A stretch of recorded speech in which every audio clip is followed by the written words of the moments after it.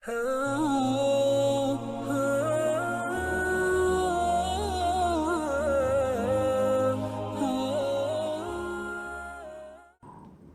باللہ من الشیطان الرجیم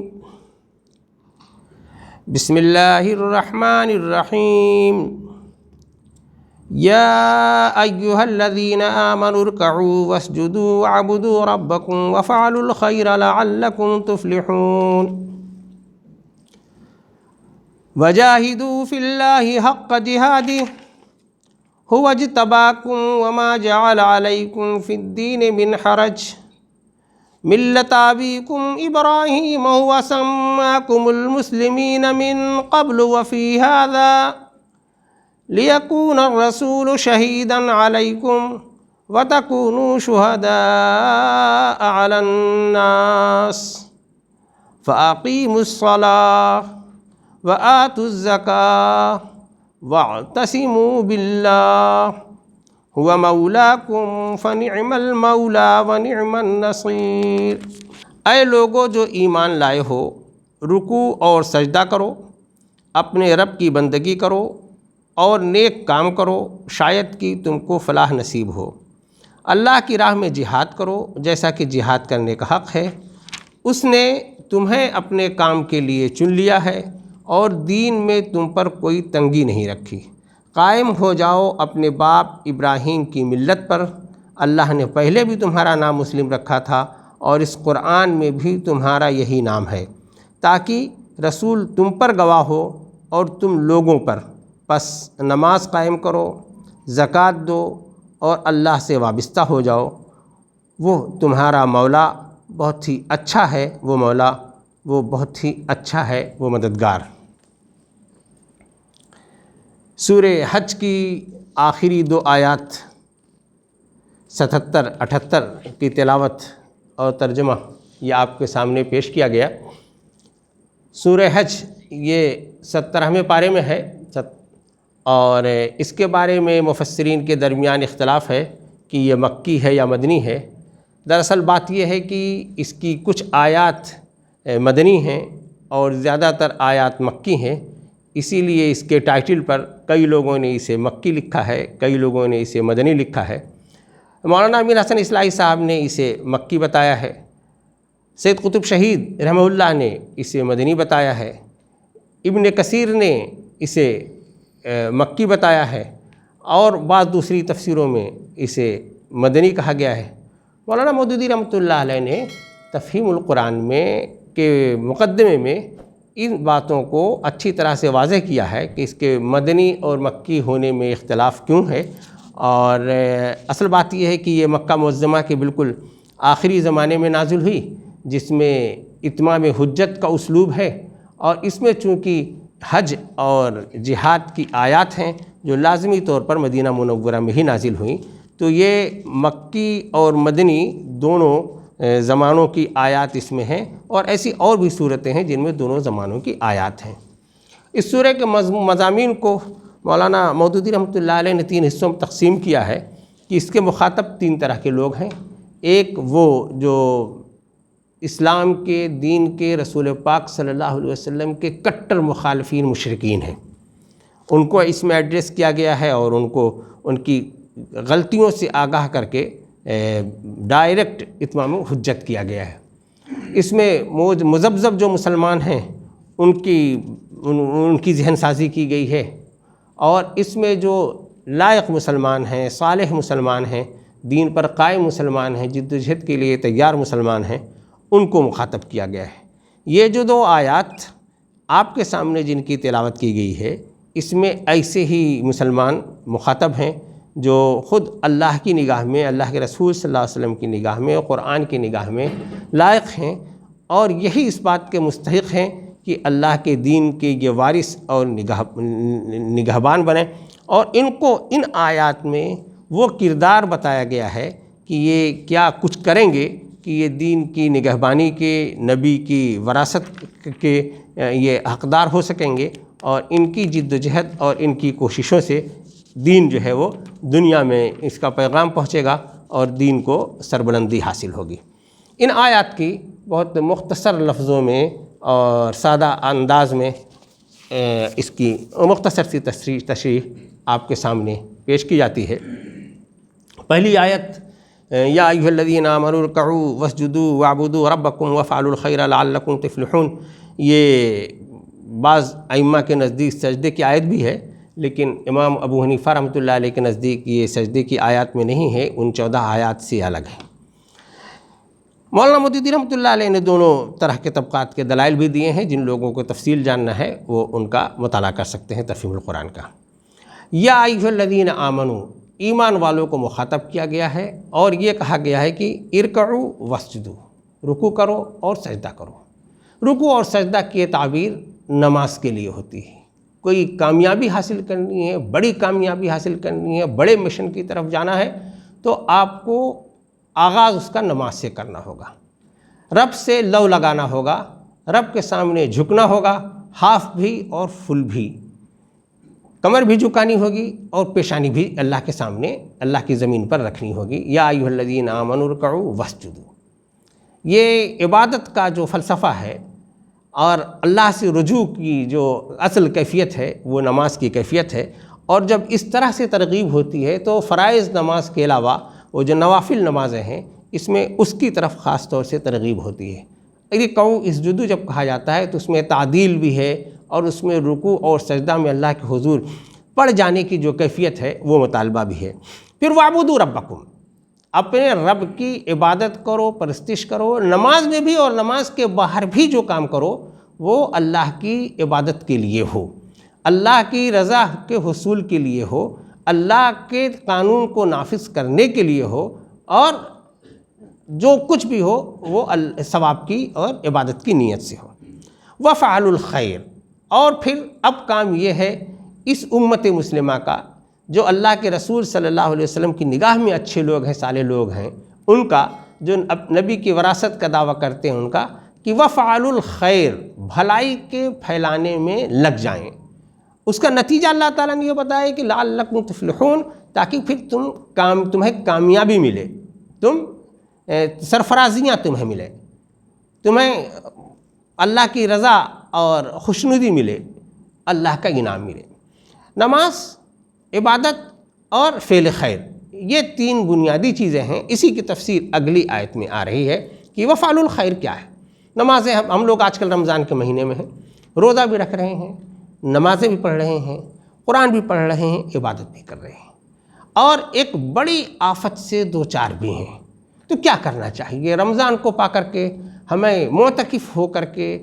پورے 30 دن صرف نماز روزہ میں لگ جانا چاہیے، یا اس آفت ناگہانی میں اگر ہماری کسی کی مدد کی ضرورت ہے تو اس میں بھی ہمیں اپنا کردار پیش کرنا چاہیے۔ فعل خیر کی تشریح ہر زمانے میں ہر وقت بدلتی رہتی ہے۔ آج کا اگر یہ مطالبہ ہے کہ ہم اس وقت اپنا کردار پیش کریں امت کی، انسانیت کی بہبود کے لیے اور بھلائی کے لیے، اور کسی دکھیارے کے درد کا درما بننے کے لیے، یہ کام بھی ایک جہاد ہوگا، اور یہ عین مطلوب ہوگا اللہ کی کامیابی اور اللہ کا انعام پانے کے لیے کہ وفعلوا الخیر لعلکم تفلحون۔ جو بات اس آیت میں بہت اجمال کے ساتھ کہی گئی، اسی کی تفصیل باقی دوسری آیت جو طویل آیت ہے اس میں ہے کہ وجاہدوا فی اللہ حق جہادی، کہ اللہ کی تم جہاد، وجاہدوا جد و جہد کرو، حق جہادی اتنی جتنی کہ تم جد و جہد کر سکتے ہو۔ اور آدمی کی انسان ہے، وہ اللہ نے اس کے اندر یہ صلاحیت رکھی ہے، وہ جد و جہد کرتا ہے، تگ و دو کرتا ہے، ہاتھ پیر مارتا ہے، اس کے جو مقاصد ہوتے ہیں اپنے مقاصد کے حصول کے لیے، کوئی رزق کے حصول کے لیے، کوئی عزت و مرتبہ کے حصول کے لیے، کوئی سربراہی کے لیے، کسی کام کے لیے، اللہ تعالیٰ نے یہ کہا، یہاں یہ فی اللہ کی شرط لگا دی، وجاہدوا فی اللہ حق جہادی، یعنی اللہ کے راستے میں، وجاہدوا فی سبیل اللہ حق جہادی، اللہ کے راستے میں جد و جہد کرو۔ اللہ کے دین کے جو لوگ مخالف ہیں، جو اللہ کے دین کو، اللہ کے رسول کو جو کمتر دکھانا چاہتے ہیں، جو اللہ کی کتاب میں کیڑے نکال رہے ہیں اور اس کو کمتر دکھانا چاہتے ہیں، ان کے مقابلے میں تمہاری جد و جہد، تمہاری قوت، تمہاری سرگرمی اتنی ہو کہ تم ان کو مات دے سکو، ان کے اوپر تمہاری جد و جہد وہ غالب آئے، اس حد تک تم کو جد و جہد کرنا ہے۔ وجاہدوا فی اللہ حق جہادی، اسی سورے میں وہ آیت بھی ہے جس میں اللہ تعالیٰ نے اذن للذین یقاتلون بانہم ظلموا، قتال کا جہاد بالسیف کا بھی حکم دیا ہے۔ لیکن اس آیت کے سلسلے میں تمام مفسرین کا یہ اتفاق ہے کہ یہ عمومی جد و جہد کے لیے ہے، کہ دین کی راہ میں جو بھی کوشش مطلوب ہے وہ کوشش کمال حد تک کرنا یہ یہاں مطلوب ہے۔ یہاں اس آیت میں کہ عموم میں وہ جہاد بھی شامل ہے جسے جہاد بالسیف کہا جاتا ہے، قتال کہا جاتا ہے، لیکن یہاں جو اصل مطلوب ہے وہ اس طرح کا جہاد ہے کہ اپنے نفس پر، اپنے آپ پر، اپنے گھر پر، اپنے معاشرے میں دین کو نافذ کرنے کے لیے، معاشرے سے باہر انسانیت تک دین کو پہنچانے کے لیے، دین کی راہ میں جو قوتیں مزاحم ہیں ان کو اس راستے سے ہٹانے کے لیے جد و جہد کرنا یہ مطلوب ہے۔ وجاہدوا فی اللہ حق جہادہ۔ پھر اس کے بعد اللہ تعالیٰ نے 2-3 باتیں یہاں اور یہ بتائی کہ یہ کام تم سے اس حد تک جہاد کا مطالبہ اس وجہ سے کیا جا رہا ہے کہ هو اجتباکم، اس نے تمہیں اس کام کے لیے منتخب کیا ہے، تم بہت عظیم لوگ ہو، تمہارا انتخاب اللہ نے اس رسول کے پر ایمان لانے کی وجہ سے اب اس عظیم کام کے لیے منتخب کر لیا ہے، تم کو اللہ کی طرف سے خیر امت کا درجہ مل گیا ہے، تم اب تمام لوگوں میں سب سے عظیم لوگ ہو۔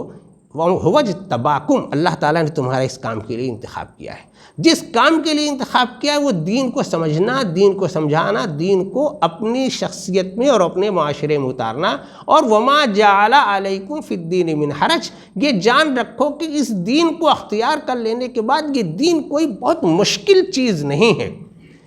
اس دین میں اللہ تعالیٰ نے کوئی تنگی نہیں رکھی ہے، سہولیات رکھی ہیں۔ دین کے نام پر پچھلے دینداروں نے، ان کے مذہبی پیشواؤں نے، ان کے راہبوں نے جو دین کو مشکل اور چیدہ بنا دیا ہے، یہ دین جو محمد الرسول اللہ صلی اللہ علیہ وسلم تمہارے سامنے متعارف کروا رہے ہیں،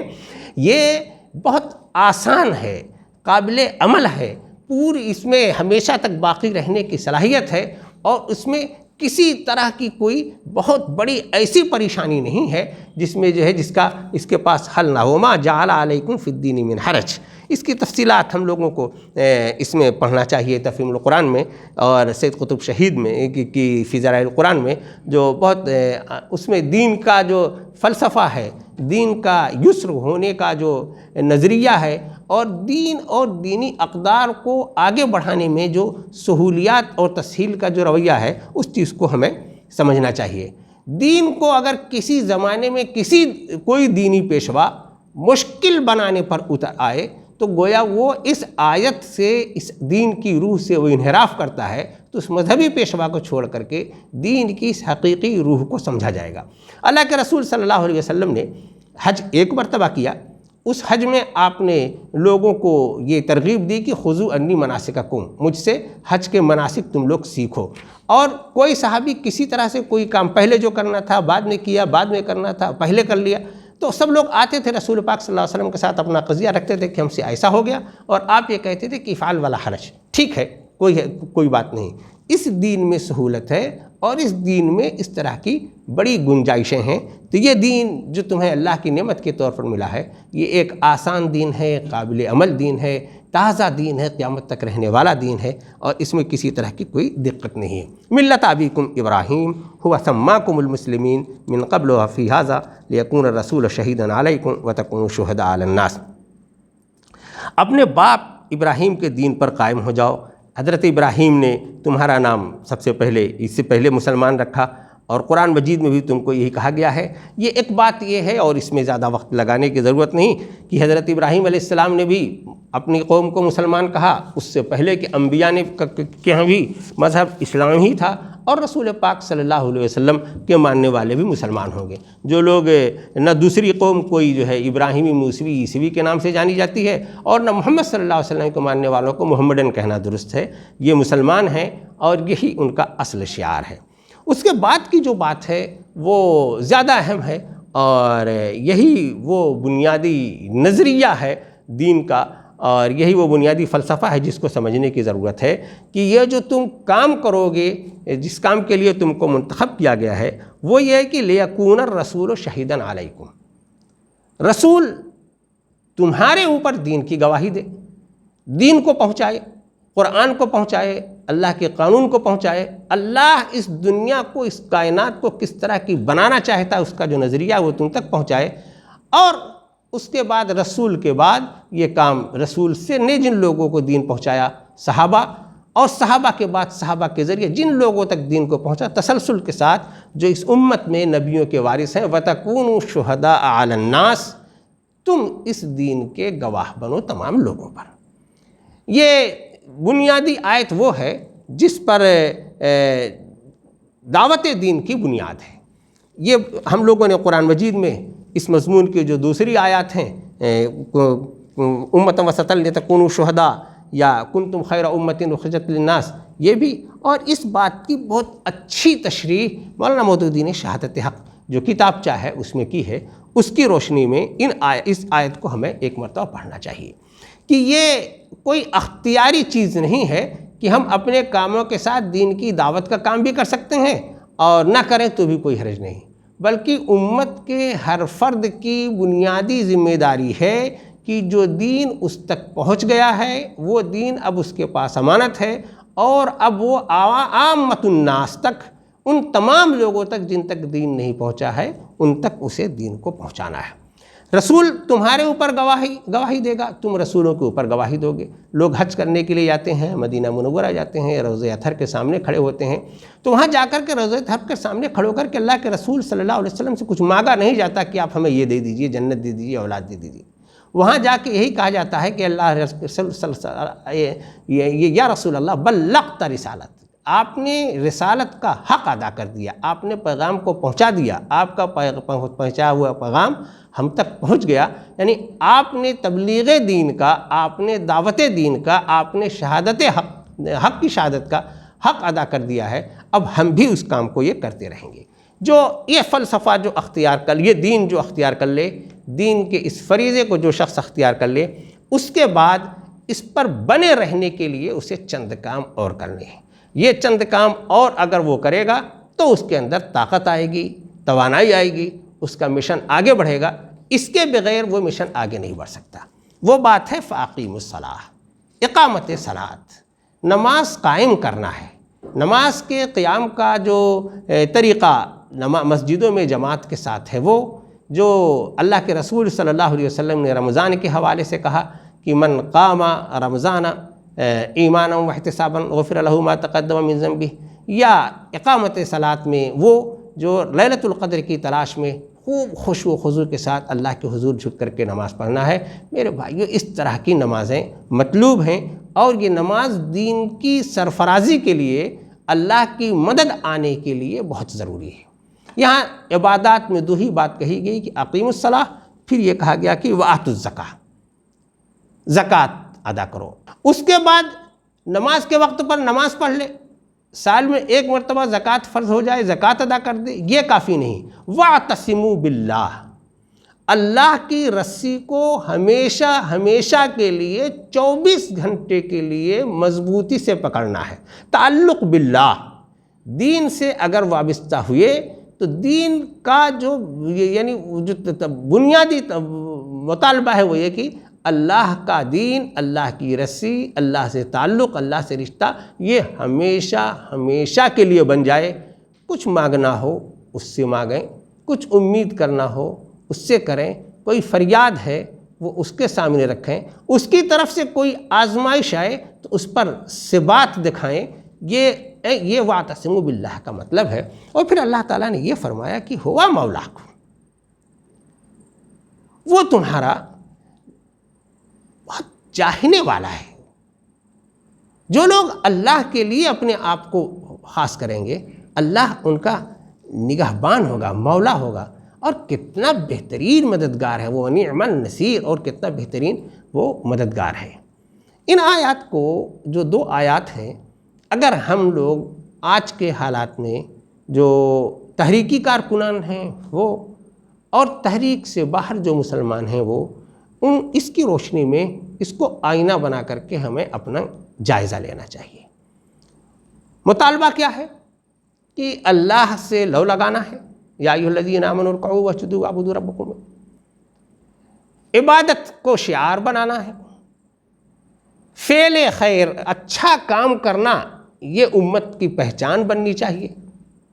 بنیادی فریضہ یہ ہے کہ اللہ کا دین جو امانت کے طور پر ہے، یہ ہر بندہ مومن کا، اللہ کے رسول صلی اللہ علیہ وسلم کے ہر امتی کا یہ شعار ہونا چاہیے، اور اللہ کی رسی کو ہر دم مضبوطی سے پکڑے رہنا ہے، تو پھر مدد اللہ کی طرف سے آئے گی، اس سے بڑا مدد دینے والا کوئی نہیں ہے۔ آج کے رمضان کے اعتبار سے اگر ہم ان آیات کو دیکھیں تو ہمارے لیے اپنی نمازوں کو اور اچھا کرنے کا موقع ہے، ہم اپنے صدقات کو نکالنے کا اچھا ہمارے پاس موقع ہے، اللہ سے اپنے رشتے کو مضبوط کرنے کا اور ہمارے پاس موقع ہے۔ اور اگر ہم آج کی آفات کے تناظر میں ان آیات کا مطالعہ دیکھا اور ان سے رہنمائی حاصل کرنا چاہیں تو ڈر کر، ٹھٹر کر، خوف میں مبتلا ہو کر بیٹھے رہنا، خبریں نہ دیکھنا، جنازے میں نہ جانا، کوئی اور اس مضمون کی بات نہ کرنا، دل تھامے رہنا، یہ مطلوب نہیں ہے۔ آزمائش دینے والا وہ ہے، آزمائش اٹھانے والا وہ ہے۔ ثبات اس کا مطالبہ ہے، ثابت قدمی ہم کو دکھانا ہے۔ مدد کے لیے وہ کہہ رہا ہے کہ مجھ سے مانگو نا، میں تو ہر دم تمہیں دینے کے لیے تیار ہوں۔ نعم المولا وہ ہے، نعم النصیر وہ ہے جو ہم لوگوں نے سال 2 سال پہلے انہی رمضان المبارک میں اخوان کے مجاہدین کے ذریعے رمضان المبارک میں ان کی زبان پر جو حسبنا اللہ و نعم الوکیل، حسبنا اللہ و نعم الوکیل جو سنا، اس حسبنا اللہ وکیل کو حقیقی روح کے ساتھ آج ہمیں زمین پر برپا کرنے کی ضرورت ہے۔ اللہ ہی ہماری مدد کرے گا تو مدد ہو پائے گی، اللہ ہی اس مصیبت کو اٹھائے گا تو مصیبت اٹھ پائے گی۔ ہم سب لوگوں کو اس ماہ مبارک میں اللہ نے ہم سے جو کردار مانگا ہے، عبادات کے حوالے سے، فعل خیرات کے حوالے سے، استمداد کے حوالے سے، نماز قائم کرنے کے حوالے سے، صدقات کے حوالے سے، ان سب کاموں کو بڑھ چڑھ کر کے ہم کریں اور اللہ کی ذات سے یہ امید کریں اور اس سے یہ التجا کریں کہ اللہ تعالیٰ ہمارے اعمال کو قبول فرما لے، اللہ تعالیٰ ہماری نمازوں کو قبول کر لے، اور اللہ تعالیٰ ہمارے اعمال خیر کے طفیل میں اللہ تعالیٰ ہم سب کو اس آزمائش، اس مصیبت میں ثبات کی توفیق عطا فرمائے، اور اللہ تعالیٰ اس پوری انسانیت کو اس مشکل حالات سے باہر نکالے اور اس اذیت سے اور اس آزمائش سے اسے نجات عطا فرمائے۔ اس میں جد و جہد کی بھی ضرورت ہے اور اس میں اللہ کے سامنے لو لگانے کی بھی ضرورت ہے۔ ان 2 آیات میں ہم سے میرے بھائیوں یہ سادہ سا اور بنیادی مطالبہ ہے۔ دعا ہے کہ اللہ تعالیٰ ہمیں قرآن مجید کی روشنی میں اپنی زندگیوں کو سنوارنے اور سمجھنے کی توفیق عطا فرمائے، اور قرآن مجید جس طرح کے کردار کا ہم سے مطالبہ کرتا ہے، اللہ تعالیٰ ہمیں وہ کردار پیش کرنے کی توفیق عطا فرمائے۔ آمین۔ وآخر دعوانا الحمدللہ رب العالمین۔